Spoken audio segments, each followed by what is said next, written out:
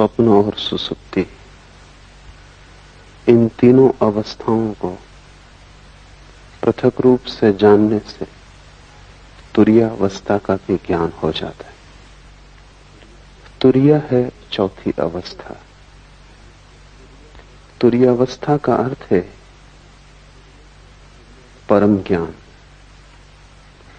तुरीयावस्था का अर्थ है कि किसी प्रकार का अंधकार भीतर न रह जाए, सभी ज्योतिर्मय हो उठे, जरा सा कोना भी अंतस का अंधकारपूर्ण न हो, कुछ भी न बचे भीतर जिसके प्रति हम जागृत नहीं हो गए। बाहर और भीतर सब ओर जागृति का प्रकाश फैल जाए। अभी जहां हम हैं वहां या तो हम जागृत होते या हम स्वप्न में होते या हम सुसुप्ति में होते। चौथे का हमें कुछ भी पता नहीं।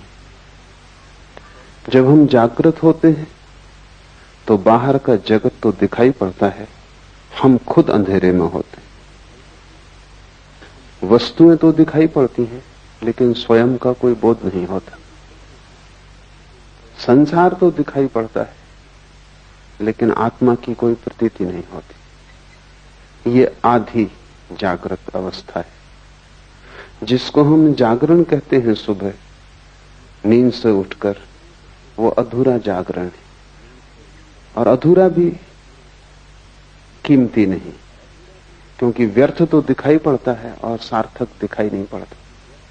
कूड़ा करकट तो दिखाई पड़ता है, हीरे अंधेरे में खो जाते। खुद तो हम दिखाई नहीं पड़ते कि कौन है, और सारा संसार दिखाई पड़ता है। दूसरी अवस्था है स्वप्न की। हम तो दिखाई पड़ते ही नहीं स्वप्न में, बाहर का संसार भी खो जाता है। सिर्फ संसार से बने हुए प्रतिबिंब मन में तैरते हैं। उन्हीं प्रतिबिंबों को हम जानते और देखते, जैसे कोई दर्पण में देखता हो चांद को, या झील पर कोई देखता हो आकाश के तारों को। सुबह जागकर हम वस्तुओं को सीधा देखते हैं, स्वप्न में हम वस्तुओं के प्रतिबिंब देखते हैं, वस्तुएं भी नहीं दिखाई पड़ती। और तीसरी अवस्था है जिससे हम परिचित हैं, बाहर का जगत भी खो जाता है, वस्तुओं का जगत भी अंधेरे में हो जाता है, और प्रतिबिंब भी नहीं दिखाई पड़ते, स्वप्न भी तिरोहित हो जाता है। तब हम गहन अंधकार में पड़ जाते हैं। उसी को हम सुसुप्ति कहते हैं। सुसुप्ति में न तो बाहर का ज्ञान रहता न भीतर का। जागृत में बाहर का ज्ञान रहता है, और जागृत और सुसुप्ति के बीच की एक मध्य कड़ी है स्वप्न, जहां बाहर का ज्ञान तो नहीं होता लेकिन बाहर की वस्तुओं से बने हुए प्रतिबिंब हमारे मस्तिष्क में तैरते हैं और उन्हीं का ज्ञान होता है। चौथी अवस्था है तुरीया, वही सिद्धावस्था है। सारी चेष्टा उसी को पाने के लिए, सब ध्यान सब योग तुरीयावस्था को पाने के उपाय। तुरीयावस्था का अर्थ है भीतर और बाहर दोनों का ज्ञान। अंधेरा कहीं भी नहीं, न तो बाहर और न भीतर। पूर्ण जागृति, जिसको हमने बुद्धत्व कहा है, महावीर ने जिनत्व कहा है। न तो बाहर अंधकार है न भीतर, सब तरफ प्रकाश हो गया है। वस्तुओं को भी हम जानते हैं, स्वयं को भी हम जानते हैं। ऐसी जो चौथी अवस्था है वो कैसे पाई जाए, इसके ही ये सूत्र है। पहला सूत्र है जागृत, स्वप्न और सुसुप्ति, इन तीनों अवस्थाओं को पृथक रूप से जान लेने से तुरीयावस्था का ज्ञान हो जाता है। अभी हम जानते तो हैं लेकिन पृथक रूप से नहीं जानते। जब हम स्वप्न में होते हैं तब हमें पता नहीं चलता कि मैं स्वप्न देख रहा हूं, तब तो हम स्वप्न के साथ एक हो जाते। सुबह जाग के पता चलता है कि रात सपना देखा, लेकिन अब तो वो अवस्था खो चुकी। जब अवस्था होती है तब हम पृथक रूप से नहीं जान पाते, तादात्म्य हो जाता है। स्वप्न में लगता है कि हम स्वप्न हो गए, सुबह जाग के लगता है कि अब हम स्वप्न नहीं है, लेकिन अब हमारा तादात्म्य जागृत से हो जाता है। हम कहते हैं अब मैं जाग गया। लेकिन तुमने कभी सोचा कि रात तुम फिर सो जाओगे और ये तादात्म्य भी भूल जाएगा, फिर सपना आएगा और तुम सपने के साथ एक हो जाओगे। जो भी तुम्हारी आंख पर आ जाता है तुम उसी के साथ एक हो जाते हो, जबकि तुम सभी से पृथक हो। ये ऐसा ही है जैसे वर्षा आए और तुम समझने लगो कि मैं वर्षा हो गया, फिर गर्मी आए और तुम समझो कि मैं गर्मी हो गया, और फिर शीत आए और तुम समझो कि मैं शीत हो गया। लेकिन ये तीनों मौसम तुम्हारे आसपास हैं, तुम इन तीनों से अलग हो।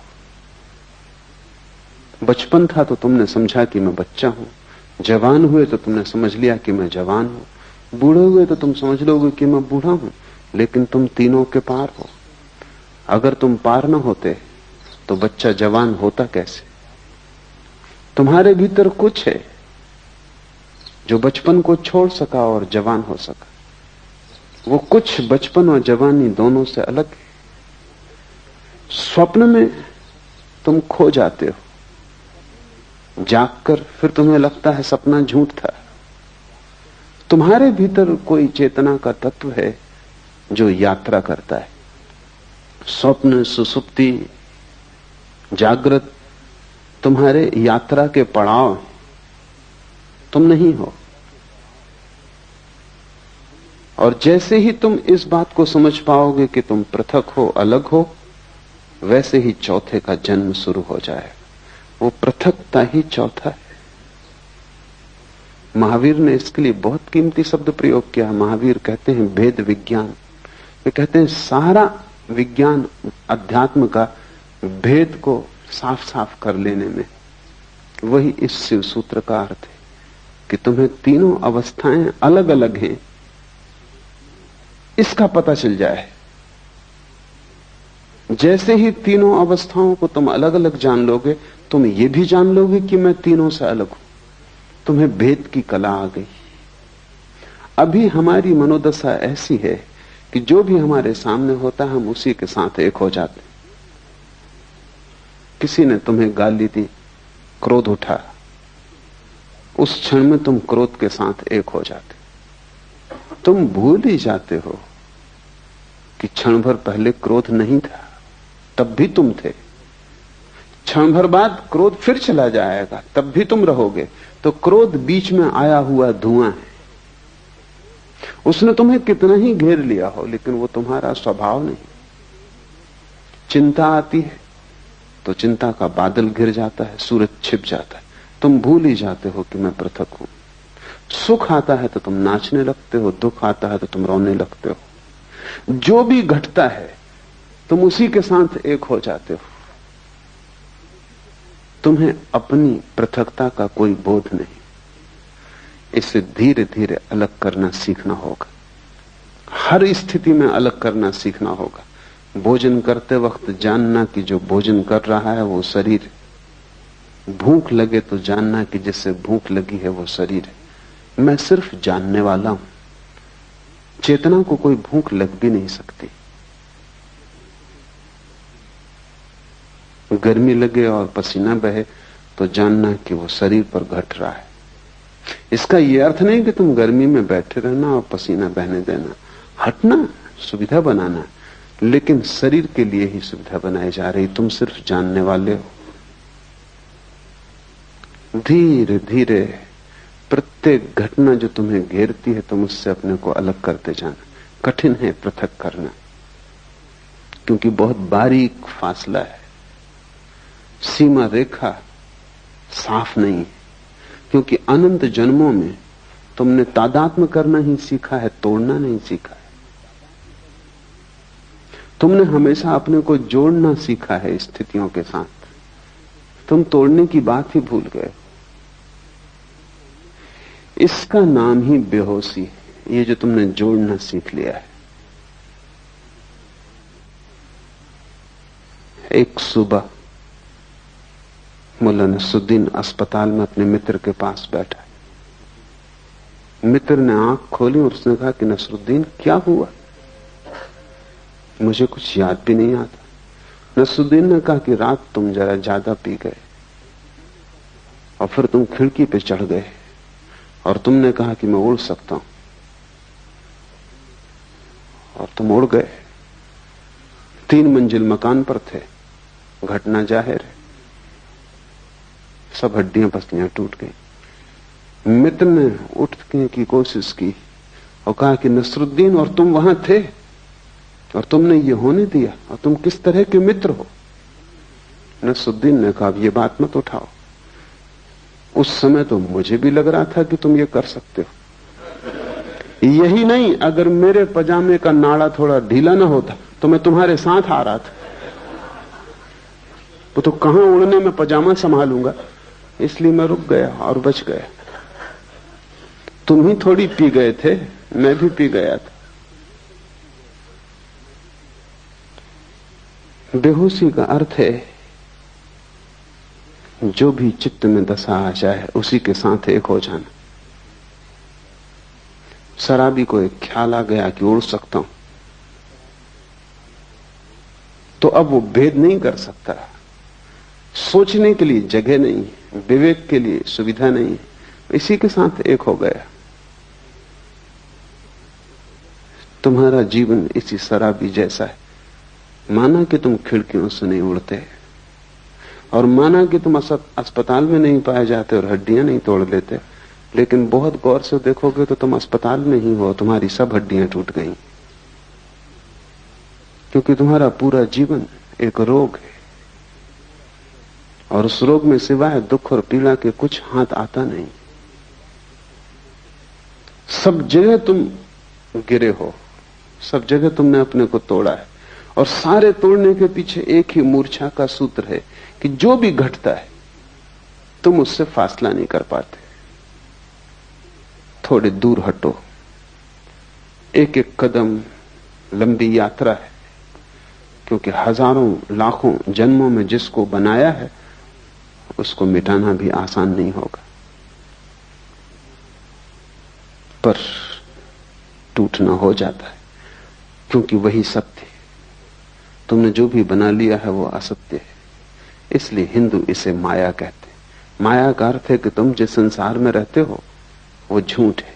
इसका यह अर्थ नहीं कि बाहर जो वृक्ष है वो झूठ है और पर्वत जो है वो झूठ है और आकाश में चांद तारे हैं वो झूठ है, नहीं। इसका केवल इतना ही अर्थ है कि तुम्हारा जो तादात्म्य है वो झूठ है और उसी तादात्म्य से तुम जीते हो, वही तुम्हारा संसार है। कैसे तादात्म्य टूटे? तो पहले तो जागने से शुरू करो, क्योंकि वही थोड़ी सी किरण जागरण की है। स्वप्न से तो तुम कैसे शुरू करोगे? मुश्किल होगा। और सुसुप्ति का तो तुम्हें कोई पता नहीं है, वहां तो सब होश खो जाता है। जागृत से शुरू करो। साधना शुरू होती है जागृत से, वो पहला कदम। फिर दूसरा कदम है स्वप्न और तीसरा कदम है सुसुप्ति। और जिस दिन तुम तीनों कदम पूरे कर लेते हो, चौथा कदम उठ जाता है। वो चौथा कदम है तुरीयावस्था, वो सिद्धावस्था है। जागृत से शुरू करो, क्योंकि वही रास्ता है, इसलिए उसको जागृत कहा है। वो जागृत है भी नहीं, क्योंकि कैसी जागृति जब तुम वस्तुओं में खोए हुए हो और अपने प्रति तुम्हें कोई भी होश नहीं। इसको क्या जागरण कहना? नाम मात्र को जागरण है, लेकिन इसको जागृत कहा है। ठीक जागृत तो हमने बुद्ध पुरुषों को कहा है, लेकिन ये जागरण है इस अर्थ में कि इसमें थोड़ी सी संभावना जागने की है। तो पहले तुम जागरण से शुरू करो। भूख लगे भोजन देना, लेकिन इस स्मरण को साधे रखना कि भूख शरीर को लगती है, मुझे नहीं। पैर में चोट लगे तो मलहम पट्टी करना, अस्पताल जाना, दवा लेना, लेकिन भीतर एक जागरण को साधे रखना कि चोट शरीर को लगी है, मुझे नहीं। इतने स्मरण को रखने से ही तुम पाओगे कि 99% पीड़ा तिरोहित हो गई। 99% पीड़ा इतना होश रखने से ही तिरोहित हो जाती कि जो चोट लगी है वो मुझे नहीं। इतना बोध भी तत्क्षण तुम्हारे दुख को विसर्जित कर देता है। 1% बची रहेगी क्योंकि ये बोध पूरा नहीं है। जिस दिन बोध पूरा हो जाएगा उस दिन समग्र दुख विसर्जित हो जाता है। बुद्ध ने कहा है जागृत पुरुष का दुख निरोध हो जाता है। तुम उसे दुख नहीं दे सकते, तुम उसके हाथ पैर काट सकते हो, तुम उसकी हत्या कर सकते हो, तुम उसे आग में जला सकते हो, लेकिन दुख नहीं दे सकते, क्योंकि प्रतिपल जो भी घट रहा है वो उससे अलग है। तो जागने से शुरू करो। रास्ते पे चलना जरूर, लेकिन ध्यान रखना कि तुम नहीं चल रहे हो, शरीर ही चल रहा है। तुम कभी चले भी नहीं। तुम चलोगे कैसे? आत्मा का कोई पैर है कि वो चल सके? आत्मा का कोई पेट है कि उसे भूख लग सके? आत्मा की कोई भी वासना नहीं है, सभी वासना शरीर की। आत्मा निर्वासना है, इसलिए न चलती है न चल सकती है। तुम्हारा शरीर ही चल रहा है। इसे जब तक होश रहे संभालने की कोशिश करो। धीरे धीरे धीरे एक बड़ा अनूठा आह्लादकारी अनुभव होगा।